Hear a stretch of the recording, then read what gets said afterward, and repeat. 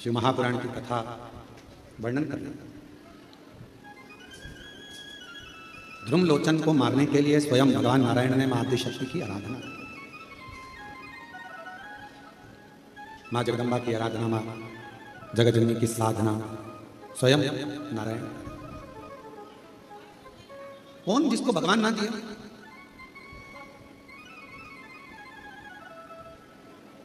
एक कथा आती है देवी भागवत में और शिव महापुराण में।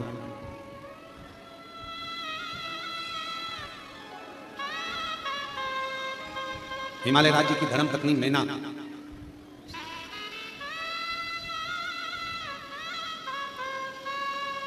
नवरात्रि में 9 दिवस तक मां जगज्जननी आद्यशक्ति दुर्गा मां सती की आराधना करती।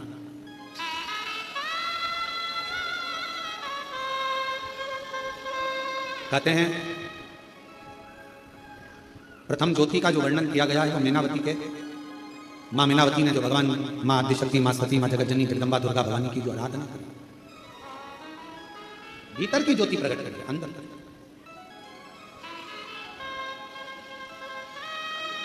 देवी भागवत में तो यहां तक वर्णन है कि शुक्ल पक्ष की अष्टमी के दिन से लेकर पूरे वर्ष तक मैनावती ने मां आदिशक्ति दुर्गा भवानी मां सती की आराधना करी। शुक्ल पक्ष की अष्टमी तक पूरे वर्ष। और जब एक वर्ष तक आराधना मैनावती करती रही मां जगज्जननी मां सती दुर्गा भवानी की, तो भी जब मां सती मां दुर्गा भवानी प्रकट नहीं हुई तो फिर आराधना वापिस शुक्ल पक्ष की अष्टमी।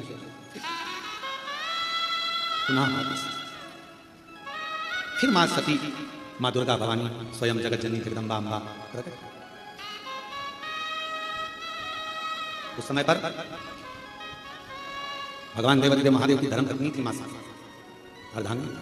जिस समय पर मां सती का आवाहन मैनावती ने किया। देवी भागवत में प्रसंग मिलता है कि मां मैनावती हिमालय राज्य की धर्म पत्नी भगवान शंकर के साथ जो मां सती विराजमान है उन सती की आराधना करती हैं। और मां सती प्रकट होती है सामने। प्रकट होकर पूछा, क्या चाहिए आपको क्या चाहिए? मैं आपको क्या दे सकती हूं? मांगो।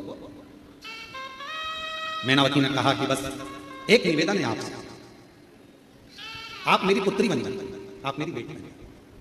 मां सती ने शिव जी का स्मरण किया और कहा कि अगर मैं आपको वर दूं कि मेरे जैसी बेटी तुम्हारे घर में जन्म ले ले तो तुम उसे स्वीकार करो।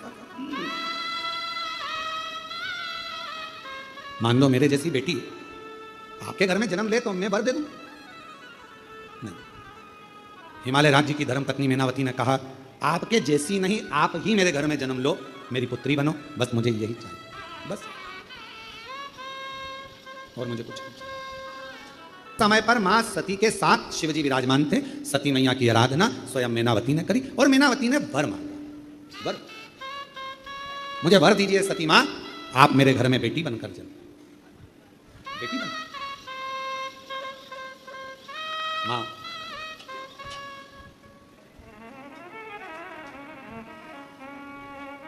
अब मां ने तुरंत कहा कि अगर मेरे जैसी कोई बेटी मिल जाए, मेरे जैसी कोई पुत्री आ जाए तुम्हारे घर में तो बात ना ना ना ना, मुझे तो आप ही चाहिए।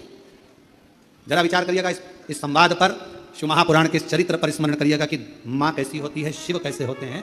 भगवान शंकर को मां सती ने उस समय पर स्मरण किया और मां सती ने कहा, माता सती ने मैनावती से कहा कि मैं वचन तो दूंगी पर पहले मैं शिव की आज्ञा लूं। मुझे बेटी के रूप में पाना है तो कोई साधारण बात नहीं हो सकती।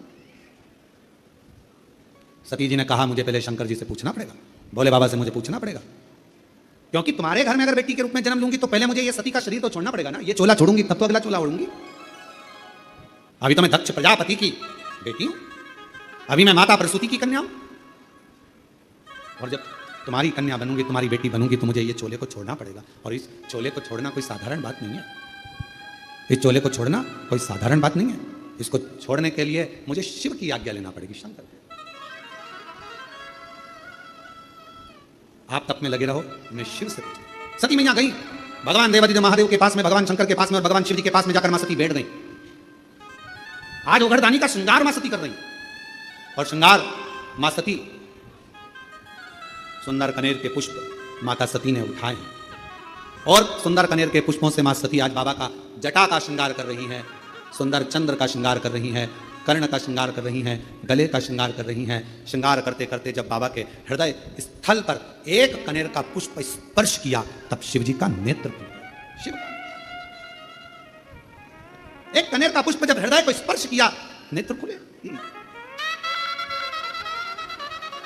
कितना सुंदर कहा है। शिव महापुराण की कथा वर्णन करती है, यदि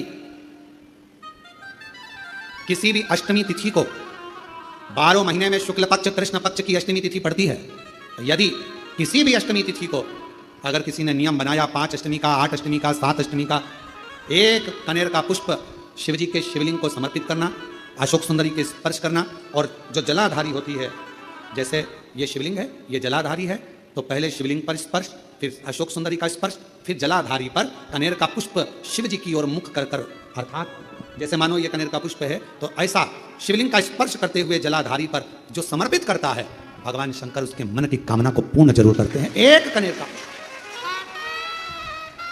कनेर का पुष्प मां श्रृंगार कर रही है, कनेर के पुष्प से माता सती श्रृंगार कर रही है। पहले जटा का श्रृंगार किया, बड़ा भगवान शंकर के हृदय पर जैसे ही वो पुष्प छुआ, भगवान के नेत्र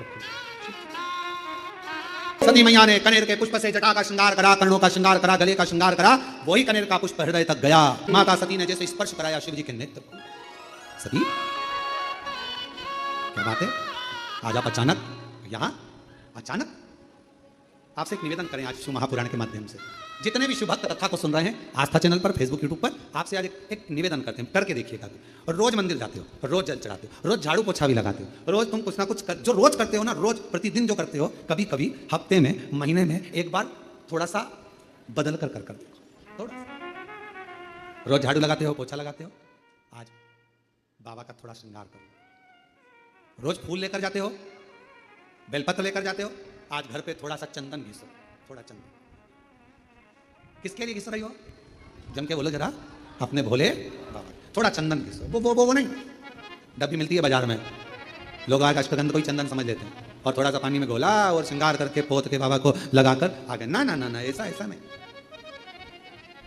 थोड़ा 2 बूंद पानी डालकर थोड़ा सा फिर चंदन को धीरे धीरे घिस रहे हो। हाथ की चूड़ी की आवाज उस चंदन में जा रही है, अर्थात दिल से भी कह रहे हो, हाथ से भी कह रहे हो, और चूड़ियां भी कह रही हैं, बाबा आपके लिए तैयार करा गया। कभी कभी हम रोज नहीं करें, तुम्हारे पास टाइम नहीं है, हम जानते हैं तुम बहुत व्यस्त हो, इसलिए हम तुम्हारे को ज्यादा, आपने देखा होगा, पूरी कथा को उठाकर देख लीजिए, जितने साल की कथा उठाकर देखना है उतने साल की कथा उठाकर देखिए। आज तक हमने बहुत लंबा पूजन का कोई विधान नहीं बताया, हमने बहुत महंगा, बहुत सारा पैसा खर्चो ऐसा पूजन का विधान नहीं बताया। हमने प्रयास करा, तुम्हारे घर का लोटा और तुम्हारे घर का पानी और शंकर जी पे चढ़ गया और तुम निहाल हो गए, बस इतना ही।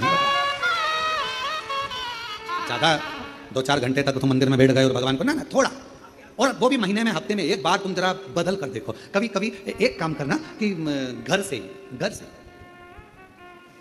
एक पुष्प में थोड़ा इत्र लगाकर ले जाना, और इत्र ले जाकर बाबा के उस पंखड़ियों को बाबा के ऊपर बिखेरना, श्रृंगार करना, कभी कुछ बदल कर, कभी थोड़ा सा। आज सती मैया ने जैसे कनेर का पुष्प का स्पर्श किया, शिव जी के नेत्र खुले। क्यों? रोज जल चढ़ता था, रोज श्रृंगार होता था, पर कनेर पुष्प से कभी माता सती ने हृदय का स्पर्श नहीं कराया था, जो आज करा दिया, बदल कर। शिव जी सती मांगो तुम्हें क्या चाहिए? सती जी ने कहा, बहुत विचित्र कथा है, थोड़ा ध्यान देना, यह कथा अभी तक इस पवित्र व्यासपीठ पर नहीं आई थी। रामायण किस किसने सुनी है? सबने सुनी है। रामायण किस किसने पढ़ी है? सबने पढ़ी है। आप लोगों को मालूम होगा कि राम जी को वन किसने भेजा था, वचन किसने मांगा था? माता केकई। किसने मांगा था? परेशान नहीं आ रहा, माता केकई। अब जरा विचार करिएगा कि माता केकई राम जी से कितना प्रेम करती थी, कितना स्नेह करती थी, पर माता केकई ने राम जी को वन क्यों भेजा? क्योंकि अगर राम वन नहीं जाते तो फिर इतने असुरों का संहार नहीं होता, पृथ्वी का कल्याण नहीं होता, और हमारे सनातन धर्म में फिर राम राज्य की स्थापना नहीं होती। सती माता जैसे केकई माँ केकई स्वयं अपयस का पिटारा अपने माथे पर ले लेती हैं और राम जी को वन भेज देती हैं। उसी तरह माँ सती, शिव जी कह रहे हैं मांगो तुम्हें क्या चाहिए। सती माता कहती हैं प्रभु बहुत बड़ी चीज मांग रही हूं आपसे, शायद किसी ने नहीं मांगा होगा जो मैं मांग, और मेरा विश्वास कहता है जो मैं मांग रही हूं वो जगत की प्रत्येक नारी खुद मांगती है, जो मैंने मांगा है आपसे। क्या स्वामी अखंड सौभाग्यवती होकर इस संसार से जाना चाहती, अखंड सौभाग्यवती होकर, अखंड सौभाग्यवती मतलब तू मेरे से पहले जाना चाहती है अभी? हां क्यों? एक मेरी भक्त है मैना, हिमवान की धर्मपत्नी, हिमालय राज की धर्मपत्नी मैना मेरा तप कर रही है, मेरी साधना कर रही है, और मेरे को उसने मुझे मांगा है कि तुम मेरे घर में पुत्री बनकर आ। शिवजी कहते हैं तो उसको तेरे जैसी कोई बेटी दे दे। मैना नहीं मान रही। मैनावती ने कहा है कि आपके जैसी बेटी मेरे घर में जन्म लो। आपके जैसी मतलब आप जैसी नहीं, आप जन्म लो। शंकर भगवान ने कहा कि मैं समझाता हूं मैनावती को, तुम रुको यहां। शिवजी ने जाकर मैनावती के सामने प्रकट होकर कहा आपने सती से क्या मांगा है मैना? मैना कहती हैं कि सती को मैं अपनी पुत्री बनाना चाहती हूं। मैना आपको मालूम है सती अगर पुत्री बनकर आएगी तो उसको सती का स्वरूप छोड़ना पड़ेगा, देह त्यागना पड़ेगा, आपको मालूम है? मैना हाथ जोड़कर कहती है मेरा तो बस वचन यही है, मैंने सती से मांगा यही है मां से कि मेरे घर में बेटी बनकर आ जाए, पुत्री। बाबा मैंने एक ही वरदान मांगा है, सती को मेरे घर में पुत्री के रूप में मांगा, केवल एक वरदान, सती को मेरे घर में बेटी के रूप में मांगा। शिव जी कह रहे तुम और कुछ मांगो, सती प्राण त्याग देगी। मैनावती जी कह रही हैं तो माता सती मेरे सामने आकर कह दे कि मैं नहीं दे सकती। शिव जी कहते हैं कैसी बात करती हो मैना, वो आद्य शक्ति है, वो दुर्गा, वो भवानी, वो अष्ट भुजाधात्री, वो कुष्मांडा, वो चंद्रघंटा, वो स्कंदा है, जो नवरात्र की साधना करता है, जो मांगता है वो दुर्गा वो दे देती है। जो नवरात्र की साधना करता है वो देती है। और तुमने 9 दिन तक शुक्ल पक्ष की अष्टमी से लेकर 1 वर्ष शुक्ल पक्ष की अष्टमी तक लगातार तुमने देवी की आराधना करी है सती की, वो तुम्हें नहीं देगी, देना पड़ेगा। वो तो मैं आया हूं कहने के लिए कि तुम और कुछ मांग लो ना। शिव जी ने समझाया, मैनावती नहीं मानी। मां सती आकर कह दे कि मैं नहीं दे सकती, मैं चली जाऊं, मैं जाऊंगी यहां से, बस कह दे आकर कि नहीं दे सकती। शिव आराधना का फल क्या? क्या एक रात्रि में बाबा कृपा, आपका विश्वास, आपका भरोसा, आपकी क्यों ना, तेरी कृपा का क्या है भरोसा, कब किस पर हो जरा जरा वो करुणा सागर, वो दया सागर। शंकर भगवान कह रहे हैं ऐसा नहीं हो सकता कि वो मांगा और दे नहीं। शिव जी चले गए, शंकर भगवान चले गए। सती माता बैठी थी, भगवान शिव को निहार रही थी। शंकर भगवान ने देखा मां सती को तो कहा सती क्या चाहती हो?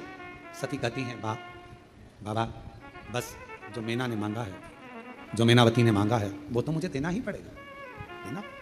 सती तुमको मालूम है तुम्हारे शरीर छूट जाएगा, तुमको मालूम है ये शरीर तुम्हारा छूट जाएगा। सती कहती हैं अगर अपने भक्त को कुछ देना है तो कुछ तो छोड़ना पड़ेगा, कुछ तो छोड़ना पड़ेगा।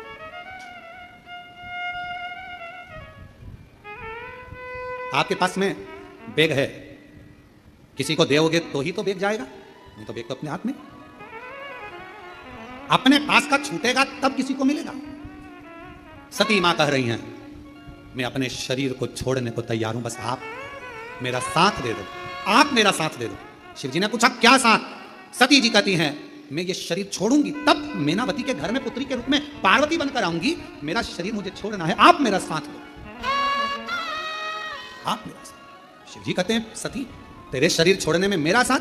हां मेरी इच्छा यही है, मेरी इच्छा।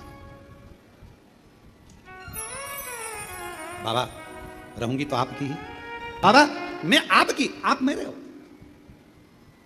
मेरा जितना जन्म होगा सब आपका, आप साथ दीजिए शरीर छोड़ने में, शरीर छोड़ने, मुझे इन बंधनों से मुक्त करिए। आज अगर आपकी ये सती जाएगी, अखंड सौभाग्य लेकर अगर ये सती जाएगी और मेरे शरीर के टुकड़े होकर जब शक्ति पीठ के रूप में पृथ्वी पर ये सती रहेगी तो दुनिया की प्रत्येक नारी को अखंड सौभाग्य देती रहेगी। अखंड ये जाने दो, मुझे जाना। और कहते हैं ना,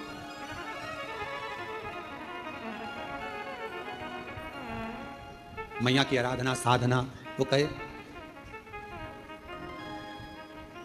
जब मां देने पर आ जाती है तो अपने पास कुछ भी नहीं रखती है। जब मां देने पर आ जाती है अपने पास कुछ भी नहीं रखती है। और मेरी माता सती ने उसी समय पर मेनावती को वर दे दिया, तुम्हारे घर में पुत्री बनकर आऊंगी। मेनावती समझ नहीं पाई, मेनावती को समझ नहीं आया कि ये मांगा मैंने और मां सती तो अपने प्राणों को त्याग देगी मेरे घर में बेटी बनने के लिए, मेरे घर में पुत्री बनने के लिए, मैं बेटी बनकर आऊं। और एक छोटा सा स्वरूप बनकर वो पार्वती के रूप में उनके घर में आए। इतना बड़ा लीला रची है, देवादिदेव महादेव ने कथा सुनाने लगे, कथा सुनाने कर लेकर आ रहे थे और परीक्षा ले ली, सती का त्याग कर दिया। ये शिव जी की सारी लीला है, शंकर भगवान की पूरी लीला। और ये शिव जी की लीला है जो तुम यहां बैठकर कथा सुन रहे हो, तुम्हें कुछ देना होगा तो बुलाया। शिव जी की लीला है, शंकर भगवान की लीला है। शिव जी ने लीला रची माता सती के लिए और आखिरी में दक्ष प्रजापति के यज्ञ में सती माता जी पहुंच गई। कितना समझाया दधीची ऋषि ने, दक्ष प्रजापति को कितना समझाया पर मानने को तैयार नहीं हुए। एक कथा बहुत अच्छी, दधीची ऋषि और दक्ष प्रजापति, उसको कल की कथा मिलेगी, कल की कथा। और गई मां जगतजननी जगदम्बा अम्बा। ऐसा नहीं कि दक्ष प्रजापति के यज्ञ में लोग कहते हैं कि सती अकेली गई थी, पर कौन बताए सती के दिल में शिव बैठे थे तो यज्ञ पे पहुंचे।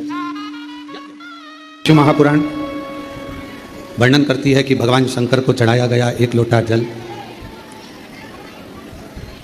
मां आदि शक्ति जगतजननी जगदम्बा दुर्गा भवानी मां अष्टभुजा धात्री मां अम्बा जगदम्बा की करी गई आराधना साधना कभी खाली नहीं जाती। 5 चीजें हैं जो भगवान शंकर की अविरल भक्ति से, भगवान शिव के भजन से, भगवान शंकर की पूजन से, भगवान शंकर के स्मरण से प्राप्त होती। थोड़ा सावधानी से सुनेंगे तो आपको मालूम पड़ेगा कि वो 5 चीजें कौन सी।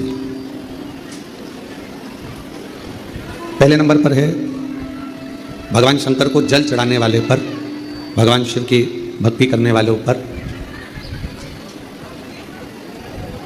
शिव की ऐसी कृपा होती है, ऐसी करुणा होती है, ऐसी दया होती है कि उनका जो बुरा करने वाले होते हैं, जो उनको कष्ट देने वाले होते हैं, उनका जो बुरा करने वाले होते हैं, वो उनसे दूर होते चले जाते हैं, वो उनसे दूरी बना लेते हैं। आप नित्य भगवान शंकर को अगर एक लोटा जल चढ़ा रहे हो तो आपका बुरा करने वाला, आपको तकलीफ देने वाला, आपको कष्ट देने वाला आपसे दूर हो जाए, चाहे वो कितनी भी गलत विचार से, गलत सोच से, गलत दृष्टि से अगर वो जुड़ा हुआ है तो भी आपसे दूर हो। फिर शिव महापुराण की कथा कहती है कि जो भगवान शंकर को एक लोटा जल चढ़ाते हैं, भगवान शंकर की अविरल भक्ति करते हैं, भगवान शिव की पवित्र शिव महापुराण की कथा को श्रवण करते हैं या भगवान शंकर के मंदिर में जाकर शिव जी की आराधना करते हैं, उनकी जिंदगी में जब जब, उनके जीवन में जब जब धन की कमी पड़ती है, उनके जीवन में जब जब संपदा की कमी पड़ती है, उनके जीवन में जब जब पैसे की कमी पड़ती है, आप अगर शिव जी को जल चढ़ा रहे हो, पूजन कर रहे हो, अर्चना कर रहे हो, आराधना कर रहे हो, साधना कर रहे हो, तो आपके जीवन में कभी भगवान धन की कमी नहीं आने देता। एक लोटा जल चढ़ाने वाले पर शिव कृपा करता है, संपदा देता है। पहले नंबर पर भगवान बुरे लोगों को दूर कर देता है अपने से। दूसरे नंबर पर संपदा धन की कमी नहीं आने देता। तीसरे नंबर पर जब भी आपकी निगाह में सोने पर, रात्रि में, दिन में कभी भी सोए और अच्छी नींद में हो गए तो ऐसा कोई स्वप्न नहीं है जिस स्वप्न में भगवान शंकर आपके नहीं आता हो। शिव स्वप्न में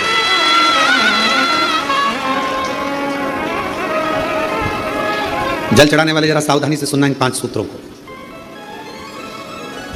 ये 5 बातें अपनी जिंदगी में उतार कर रखना कि भगवान शिव जल चढ़ाने वालों को, शंकर भगवान अपने भक्त को शिव की आराधना करने वालों को, शिव की साधना करने वालों को, शिव की भक्ति करने वालों को भगवान क्या क्या प्रदान करता है।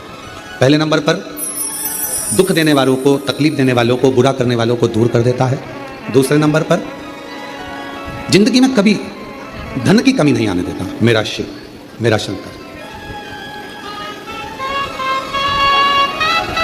तीसरे नंबर पर ऐसा कोई स्वप्न नहीं है जिस स्वप्न में शिव ना हो। तुम रात को सोओगे, कितने भी सपने देख रहे हो, परंतु एक आध सपना ऐसा होगा जिस सपने में तुम्हें शंकर जी जरूर नजर आएगा, शिव जरूर। और जब स्वप्न में शंकर जी नजर आने लगे तो समझ लेना कि शिव जी ने तुम्हारा हाथ पकड़ना प्रारंभ कर लिया है और शिव तुम्हें साथ। उसी तरह रात भोले सपने में आओ भंडार भरगव सर, जब उस स्वप्न में दिखने लगे, जब उस स्वप्न में नजर आने लगे, जब उसका स्वप्न में आगमन होने लगे, समझ लेना कि मेरे भोले बाबा, मेरे शंभू, मेरे त्रिकालदर्शी, मेरे कैलाशी अविनाशी शंकर भगवान ने आपका हाथ पकड़ लिया। पकड़ महाराज। चौथे नंबर का शिव का भजन करने वाले को तो चौथी चीज पर स्मरण करिएगा,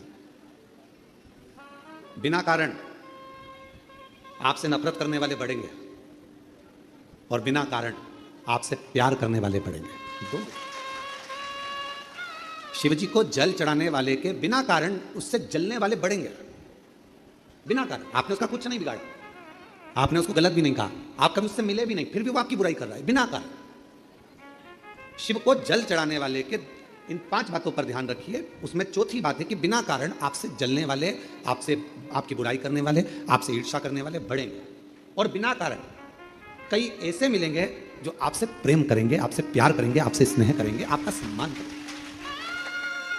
अब शिव महापुराण का ये बात, शिवपुराण की ये बात हमारे थोड़ा समझ में आई तो हमने विचार करा कि इसको जरा ध्यान दिया जाए कि ऐसा क्यों होता है कि बिना कारण जलने वालों की संख्या बढ़ती है, बुराई करने वालों की संख्या बढ़ती है और बिना कारण प्यार करने वालों की, प्रेम करने वालों की संख्या बढ़ती है।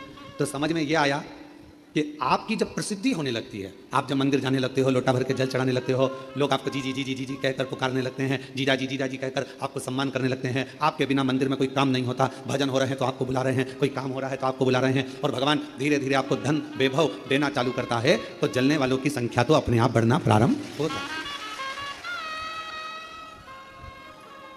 जलने वालों की संख्या अपने आप बढ़ती है। तो चौथे नंबर की जो बात शिव पुराण में कही गई कि बिना वजह नफरत भी कर रहा है और बिना वजह प्रेम भी कर रहा है, तो समझो कि शिव की करुणा हुई। और 5वें नंबर पर है आपका कोई काम है, आपका कोई कार्य है और वो धीरे धीरे पूर्ण होने लगे, आज नहीं तो कल, कल नहीं तो परसों, पर धीरे धीरे 15 दिन में, 1 महीने में, 3 महीने में, 6 महीने में बाबा आपके कार्य को पूर्ण करने लगे, तो समझ लो कि शिव जी ने करुणा करना प्रारंभ। ये 5 सूत्र है। शिव भक्त को शिव भक्ति के ये 5 क्रम बताए गए हैं। पहले नंबर पर बुरे लोग दूर हो जाएंगे, बेकार लोग आपसे दूर हो जाएंगे। दूसरे नंबर पर धन बढ़ने लगेगा, संपदा, जब जरूरत पड़ी, तुम्हारे ऊपर कष्ट आया, पैसे की जरूरत पड़ी, तब बाबा आकर दे जाए, व्यवस्था कर दे। तीसरे नंबर पर सपने में शिव दिखने लगेंगे और चौथे नंबर पर बिना कारण लोग नफरत करेंगे, ईर्ष्या करेंगे और बिना कारण लोग बोलो प्रेम करेंगे, प्यार करेंगे, स्नेह करेंगे। और 5वें नंबर पर है कार्य पूर्ण होना प्रारंभ हो। और मैंने तेरे ही भरोसे बाबा, तेरे ही भरोसे, ये शिव अपने भक्त को दे रहा। ये मेरे ओघड़दानी, मेरे शंभू, मेरे शंकर, मेरे त्रिकालदर्शी, मेरे कैलाशी, मेरे अविनाशी, मेरे शिव, ये आपको दे रहा।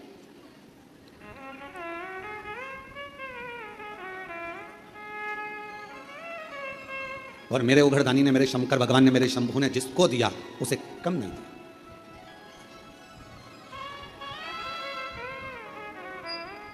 कितनी कीमती दुनिया की सबसे ज्यादा कीमत वाली मानव देह शरीर तुमको मिला। देवता भी तरसते हैं इस मानव शरीर के लिए कि हम इस मानव शरीर में जाएंगे, भजन करेंगे, कीर्तन करेंगे, मंत्र जाप करेंगे, नाम जाप करेंगे और फिर मुक्त हो जाएंगे। देवता तरसते हैं मानव शरीर के लिए और मानव ऐसा है कि वो तरसता है वैकुंठ जाने के लिए। अरे भाई मरोगे तो कहीं ना कहीं तो जाओगे ही, चाहे बैकुंठ जाओगे, चाहे गोलोक धाम जाओगे, चाहे स्वर्ग जाओगे, चाहे नरक जाओगे, कहीं ना कहीं तो जाओ। पर इस मानव शरीर जो मिला है, मनुष्य का देह मिला है, मानव शरीर जो प्राप्त हुआ है, मानव का जो देह मिला है, इसको व्यर्थ तो मत गवा। बड़ी मुश्किल से तो ये शरीर मिला है, और अगर बड़ी मुश्किल से मिला हुआ है, जिसको देवता तरस रहा है, बड़ी मुश्किल से तो ये शरीर मिला है, और अगर बड़ी मुश्किल से मिला हुआ है, जिसको देवता तरस रहा है, देवता जिस शरीर को पाने के लिए तरस रहे हैं, वो मानव शरीर कितना कीमती, करोड़ों का ये मानव शरीर आपको प्राप्त हुआ है, और ये शरीर ऐसे ही गवा दिया, ऐसे ही चले गया, तो व्यर्थ जीवन। कई बेटे बेटी कहते हैं गुरुजी हम बहुत परेशान हो गए, हम बड़े कष्ट में हो गए।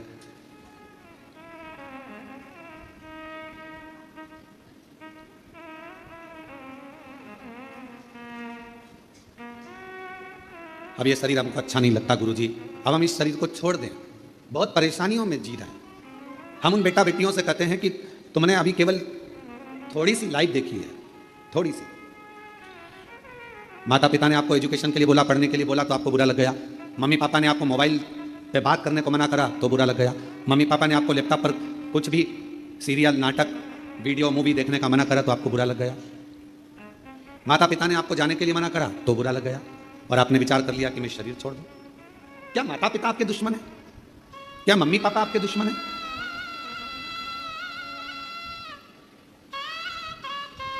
माता पिता कभी किसी के दुश्मन नहीं होते।